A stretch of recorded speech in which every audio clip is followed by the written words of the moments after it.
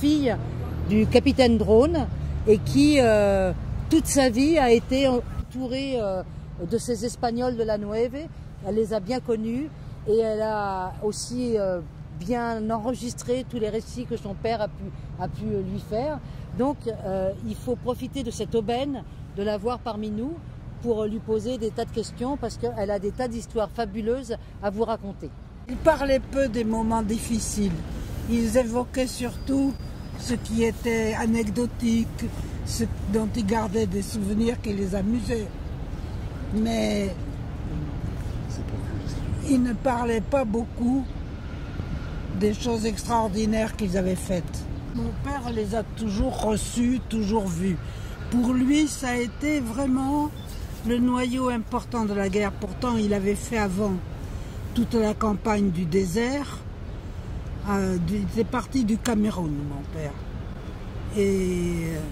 Mais l'année 44 en particulier a été vraiment pour lui, avec les Espagnols, une année forte et fondamentale.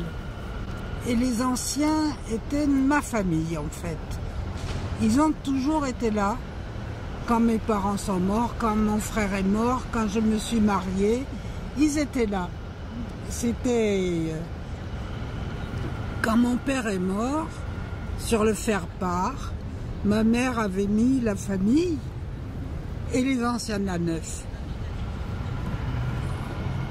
Ils avaient créé une association spéciale à l'intérieur de l'association des anciens de la 2e DB.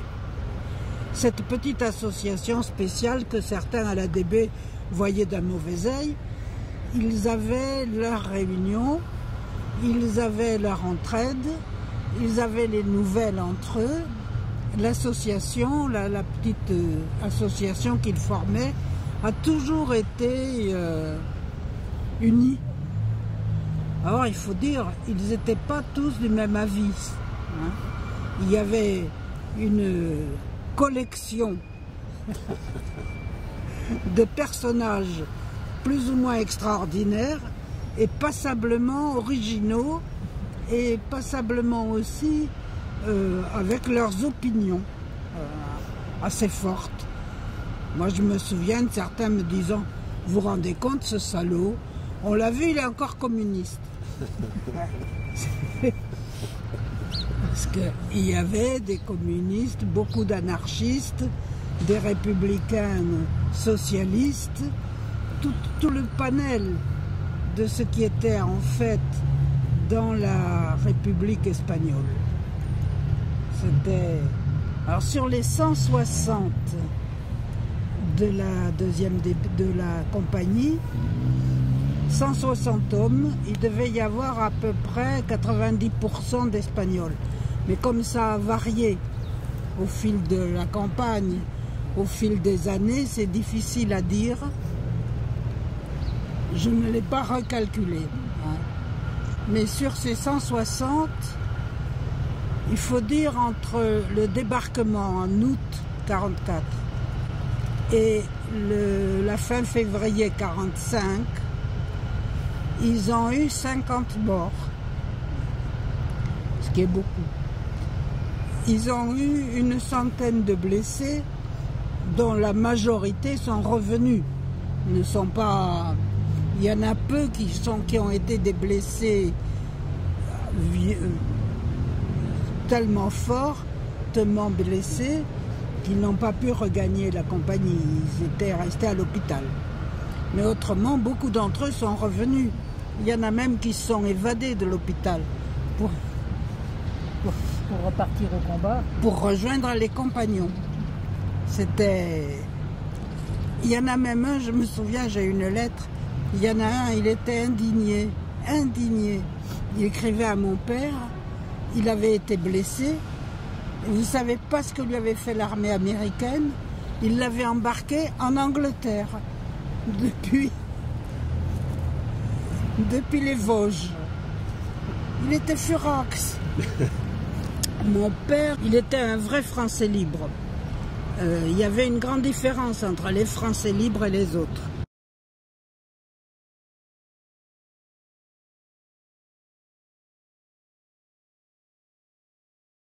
Les Français libres, c'est ceux qui étaient partis dès le début avec De Gaulle. Il était administrateur des colonies, en poste au Cameroun, officier de réserve. Il a été appelé sous les drapeaux avec ordre de rester au Cameroun. Parce qu'il fallait bien qu'il y ait des administrateurs et de l'armée qui restent sur les colonies. Lui avait, dans sa jeunesse, il avait passé 1 an comme étudiant à Berlin et Leipzig. Et il avait vu la montée du nazisme. Il avait lu plusieurs fois Mein Kampf. Et il avait dit, où que je sois, quoi qu'il se passe, je ferai la guerre contre les nazis. Donc lui, il ne s'est pas posé beaucoup de questions. Il ne connaissait pas De Gaulle, il y avait un appel pour rester du côté anglais et du côté de la France, de la liberté. Il ne s'est pas posé beaucoup de questions, il a dit j'y vais. Et il avait préparé même la possibilité de déserter si le territoire du Cameroun restait vichiste.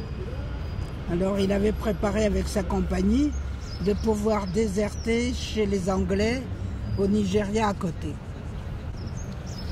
Bon là, il a eu de la chance, je dirais une chance exceptionnelle. C'est que le De Gaulle a envoyé Leclerc au Cameroun. Mon père a été un des premiers qui l'ont accueilli. Ils avaient cassé toutes les communications pour que les vichistes ne sachent pas. Enfin bref, il a accueilli Leclerc et il y a eu entre eux, pour toujours je crois, un accord tout à fait exceptionnel. J'ai trouvé à la 2e DB, aux archives, une lettre manuscrite de Leclerc envoyée en 1940 du Tchad où il venait d'arriver au gouverneur du Cameroun. Et il lui écrivait, mon cher ami, tout est à rebâtir ici, c'est très pauvre comme pays, il faut reconstituer une équipe. C'est pour ça que j'ai écrit à Koenig en lui demandant de m'envoyer drone. Parce que c'est un type capable d'exécuter n'importe quelle mission. Et ça, c'est en 1940. Il se connaissait bien. Et il faut dire que Leclerc connaissait bien ses hommes, et c'était une toute petite cohorte, celle qui a traversé le désert. Alors mon père avait été gravement blessé dans le sud tunisien, avait passé quelques mois dans les hôpitaux du Caire et d'Alexandrie. Et d'ailleurs, c'est quelque chose d'amusant. Quand il était blessé à Alexandrie, un jour, il a reçu un message, Leclerc vient, vous pouvez vous en occuper. Donc mon père reçoit Leclerc, très excité mon père, disant ça y est, à ce moment-là, Tunis avait été libérée, Rommel avait été battu, il s'est dit ça y est, ça recommence, on va partir.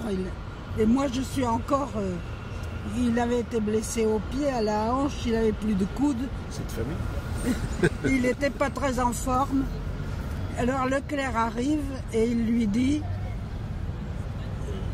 vous me sortez, je viens me changer les idées. Donc ils se connaissaient bien. Et Leclerc savait que mon père connaissait l'Espagne.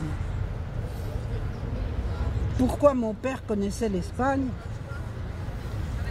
Il était étudiant, il parlait allemand, et il préparait les affaires étrangères, il avait envie de voyager, et il s'était dit qu'il voulait connaître l'espagnol.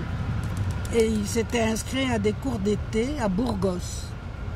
Cours d'été de Burgos, qui était organisé par la faculté de Toulouse. Il a trouvé une jeune personne qui, elle, venait de Toulouse et qui était ma mère. 5 ans après, ils se sont mariés. Ils avaient 20 ans quand ils se sont connus. Et ils étaient du même âge, du même goût de vivre et de même origine. C'était des paysans. Mais tous mes ancêtres poussaient la charrue et étaient des paysans. Donc les uns en Gascogne et les autres dans la Sarthe. Donc pour vous dire, mon père gardait des grands souvenirs de l'Espagne. Et il avait ses idées bien arrêtées sur la République espagnole. Là-dessus, pour lui, c'était extrêmement clair. Il ne pouvait pas être de l'autre côté. On était républicains dans la famille. Du moment de la guerre d'Espagne, mon père a suivi ça de loin, puisqu'il était en Afrique. Mais Leclerc le savait. Alors quand mon père est revenu rejoindre Leclerc, avec toujours un bras dans le plâtre et une canne, Leclerc lui a dit: j'ai là une troupe, ils font peur à tout le monde. Personne ne veut les commander, c'est les républicains espagnols. Il a dit: c'est des bons soldats, vous vous en arrangerez. Comme ça que mon père a hérité de la Nueve, qui faisait peur à tout le monde. Moi, je n'y connais rien dans les questions militaires, mais alors rien. Et d'après ce que j'ai compris, le système de la 2e DB, qui était assez particulier, c'est qu'on essayait de regrouper diverses unités ensemble pour faire une action. C'est-à-dire qu'il y avait les piétons, enfin les halftracks, il y avait les chars, il y avait le génie, et ils étaient assez autonomes, je ne sais pas comment dire. Il y avait chacun leur commandement, puis après il y avait, en opération, il y avait un commandement unique. En opération, ils se regroupaient. Voilà, c'est ça. Ils étaient regroupés. Bref, mon père était du côté de Fresnes, et avec les 2 tiers de sa compagnie. Parce qu'il y en avait un tiers qui était resté à l'arrière pour emporter le canon qui gardait Fresnes, enfin qui les alignait bien. Donc mon père était de mauvaise humeur parce qu'il avait le sentiment qu'il pouvait avancer, mais son commandant, le futur général Billotte, avec qui il s'entendait modérément bien, lui donnait l'ordre de se rabattre sur l'axe. Mon père trouvait que c'était un mauvais choix. L'axe était totalement encombré, il n'arrivait pas à avancer. Bref, il a reçu 2 fois, 3 fois l'ordre, donc il s'est rabattu sur l'axe. Et là, il a trouvé Leclerc tapant de la canne à la croix de Berny. Leclerc extrêmement énervé parce que son unité était stoppée là. Il savait qu'il n'arriverait pas jusqu'à Paris. Or, ils avaient des nouvelles de Paris. Ils savaient que Paris s'était soulevé. Ils savaient qu'il y avait quand même 20 000 Allemands dans Paris. Et je ne sais pas si l'ordre d'Hitler leur était arrivé, mais Hitler avait dit « détruisez Paris ». Et il n'avait qu'une peur, c'est d'arriver trop tard. Que Paris soit effectivement traité comme Varsovie l'a été. Donc Leclerc était très impatient d'aller plus avant, il ne pouvait pas. Et là, il avise mon père, mais on m'a dit que c'est Gribius qui racontait ça, qu'il a vu Amado Granel, qui était son lieutenant, et il lui a dit où est Drone. Bref, mon père tombe sur Leclerc, qui lui dit qu'est-ce que vous faites là? Mon père lui dit, assez content, parce qu'il savait que ça ne lui plairait pas, Leclerc. Il lui dit, ben, je me rabats sur l'axe. Il dit quoi? Ben, oui, j'en ai reçu l'ordre réitéré, mais j'ai l'impression qu'on peut avancer. Alors Leclerc lui a dit, bon, on n'obéit pas à des ordres idiots. Ce qui est assez rare d'entendre ça oui, dans la bouche du général. Oui.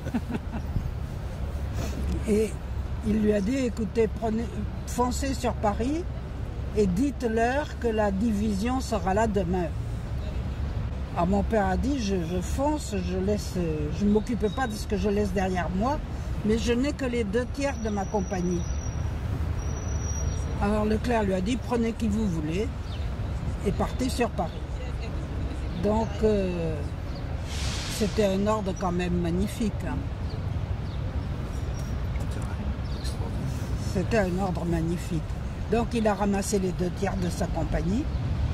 Il a ramassé 3 chars du 501 et une petite équipe du génie.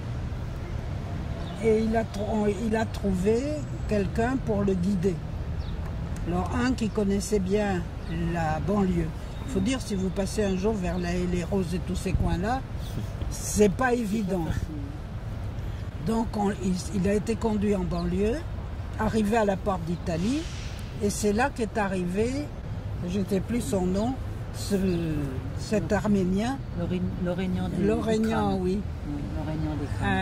Qui est arrivé, disait-il, sur une moto qui ressemblait à un dessin du bout, et mon père cherchait qui pouvait les guider. Bon, j'ai lu dans certains livres qu'il ne connaissait pas Paris, mon père. Si, il connaissait bien Paris. Il y avait été étudiant pendant des années et il connaissait fort bien Paris. Mais de là à savoir par quelle route il fallait passer, où se trouvaient les barricades, où se trouvaient les positions allemandes, ça il n'en savait rien. Et ce Loridan a dit, suivez-moi, j'en viens de l'hôtel de ville, je sais par quel chemin on peut passer. Et alors mon père était sur sa Jeep avec une grosse dame qui avait sauté dessus en tenue d'Alsacienne. Et cette dame, il la retrouvait plus tard. Elle s'appelait Jeanne, je ne sais plus comment. Elle était effectivement alsacienne. Elle s'était installée sur le capot en cassant la vitre de la Jeep. Et mon père est arrivé dans cet équipage jusqu'à la place d'Hôtel de Ville où il n'y avait rien à l'époque. Là, il a retrouvé, il y avait l'Agnel, Bidot, des gens comme ça. Et après ça, on est venu le chercher pour aller à la préfecture de police. Je ne sais pas si vous savez où c'est. C'est sur l'île de la Cité, tout près de l'hôtel de ville, mais il faut traverser la Seine. C'est de l'autre côté.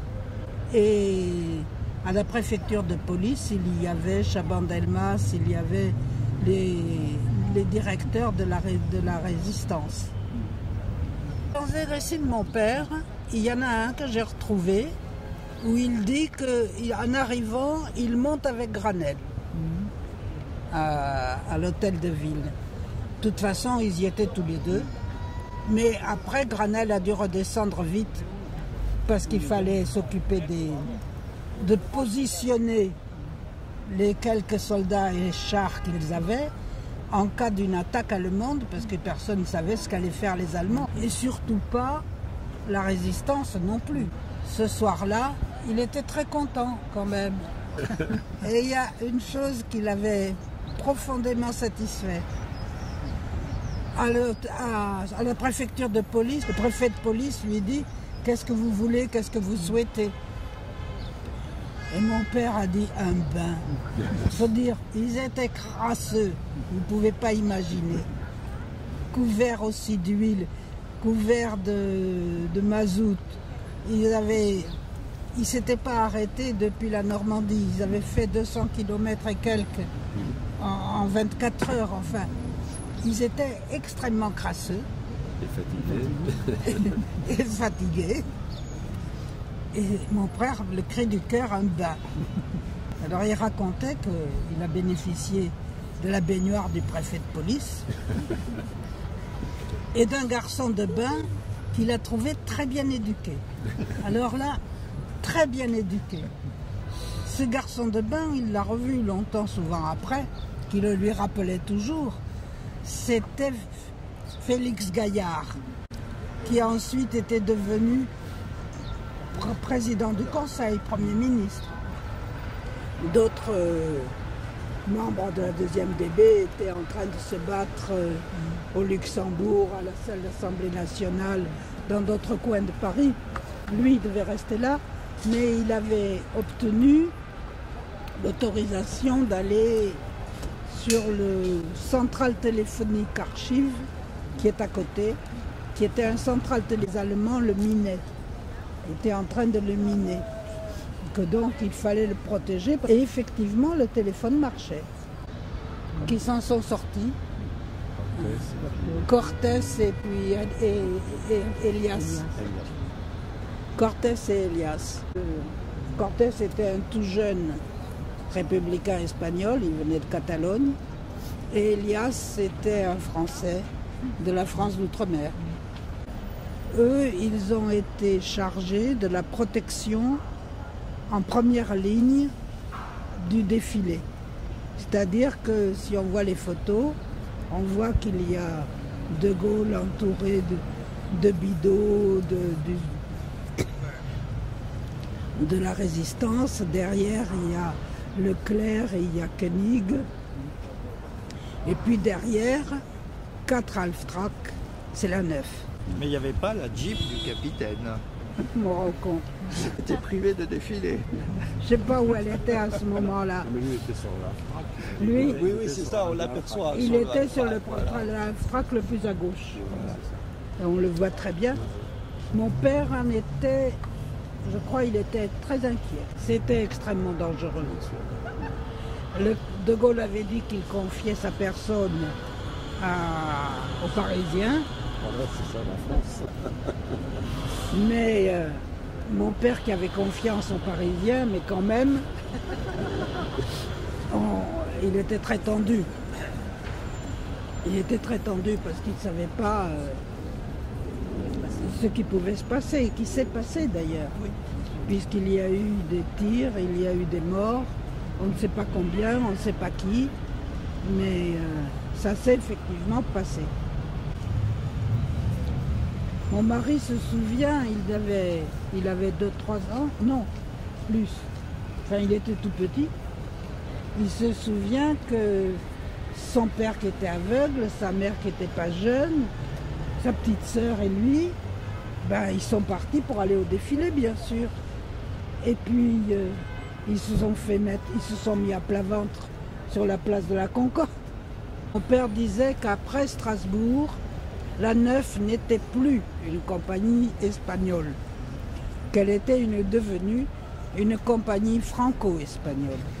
Parce qu'avec la cinquantaine de tués, avec les blessés, il y avait eu beaucoup de trous qui avaient été comblés au fur et à mesure par des jeunes recrues françaises. Donc c'était devenu une compagnie franco-espagnole. Et ce qu'il faut dire, ils n'étaient pas beaucoup plus vieux que vous, ceux qui se sont engagés sur le chemin. Ils étaient vraiment très jeunes. Ils n'avaient pas fait de service militaire. Ils étaient totalement inexpérimentés. Et ceux-là, ils ont été intégrés par les vieux Espagnols les vieux pour eux, qui les ont accueillis, protégés, instruits, traités mais comme des fils. Et c'était resté, les Halftracks, c'était par équipage, c'était resté extrêmement fort. Le plus jeune à l'ADB, c'était Friss, il n'avait pas 17 ans. Mais surtout, je vous dis, ils étaient comme vous, totalement inexpérimentés. Ils savaient se battre comme peu savaient le faire. Oui, bien sûr. Et ils savaient aussi être prudents, comme peu de nouveaux savaient le faire. C'est très difficile d'être prudent et de savoir à quel moment on peut vraiment engager sa vie où ça vaut la peine. Parce que le faire pour rien... Il y a eu un moment où la 2e DB était passée en Alsace sous les ordres de Latte de Tassigny. De Latte de Tassigny avait du panache, ce que Leclerc n'avait pas du tout. Et les pauvres de la 2e DB, ils l'ont très mal supporté. Parce qu'ils disent que les choix, ils ont dit que les choix tactiques de Lattre leur avaient coûté beaucoup d'hommes. Le côté remarquable de Leclerc, c'est qu'il engageait ses hommes quand il pensait que vraiment c'était bien, ça valait la peine. C'était bien préparé, bien prévu, on pouvait agir vite. C'était la technique, il fallait aller très vite. Mais en même temps, il ne fallait pas du tout faire du panache. C'était pas ce qui était recherché. Mon père n'aimait pas beaucoup de Lattre. Il l'avait condamné à mort. Et oui, de Lattre présidait le conseil de guerre qui a condamné mon père à mort en 40. Comme déserteur, comme... Ben oui. Révolte contre l'autorité de l'État. C'est une histoire que Roy, là, qui est condamné pour désertion, parce qu'il a condamné parce qu'il a déserté l'armée de Russie. Il est condamné pour désertion, alors qu'il est un des libérateurs de Paris. Voilà. Oui. Surtout, il lui reprochait ce qu'il avait fait en Alsace. Et ça, moi, je ne vous en parlerai pas, comme je vous le dis. Je n'y connais rien. Mais je les ai tous connus. Je les ai tous connus. Alors, pour ce qui est des Espagnols, moi-même, quand j'étais étudiante à Sciences Po et au droit à Paris, j'avais choisi, pour comprendre un peu comment fonctionnait l'Espagne, ça m'intriguait, j'avais choisi de faire un mémoire pour Sciences Po sur le syndicalisme vertical espagnol. Donc c'est le syndicalisme, pour donner la précision, c'est pas le syndicalisme ni de la CNT ni de l'UGT, c'est le syndicalisme qu'avait mis en place Franco en Espagne. Et qui avait la particularité d'unifier les patrons et les ouvriers. J'ai été reçu par un des chefs là, de la phalange pour l'interviewer un peu et je lui ai demandé mais combien vous avez d'adhérents, puisque je savais les chiffres de la CNT d'avant-guerre. Tout le monde le sait, plus d'1 million. Ah, je dis, là, il devait en avoir plus. Oh, il m'a dit ça, on ne le sait pas. Et j'ai dit, parce que vous n'avez pas les listes et les cotisations. Bon, mais si on leur demandait les cotisations, on dirait qu'il n'y en a aucun. Vous voyez, ils ne se trompaient pas. Hein.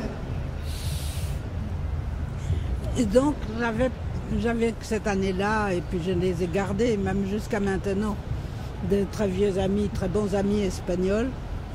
Je me souviens d'avoir passé un été à l'Athénéo de Madrid, à travailler, et là j'avais des amis vraiment très chers, qui étaient des étudiants espagnols, qui étaient pas riches parce qu'ils ne pouvaient pas partir en vacances, qui étaient là à bosser. Et quand je revenais, ben, il y avait toujours quelques anciens qui passaient à la maison. Je me souviens, Cortés, Gualda. Cité. Oui, commençait déjà. Eh oui, puis c'était le franquisme dur encore. Et sous Franco, pour appartenir à un parti politique interdit, vous encouriez la mort. En 1963, le leader du Parti communiste, Julián Grimau, a été garrotté. Et c'est parce que c'est comme ça qu'on exécutait en Espagne.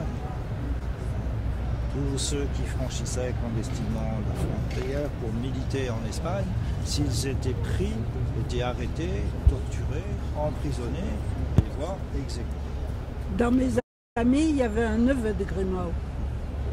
Lui, là, il est parti prof au Caire.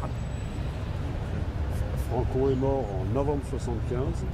La même année, il a encore condamné 5 personnes à mort. Eh oui, c'était encore des années dures. On n'avait pas cette impression quand on venait en voyage de touristes. Tout à fait. Les Français qui ont envahi l'Espagne pour aller sur les plages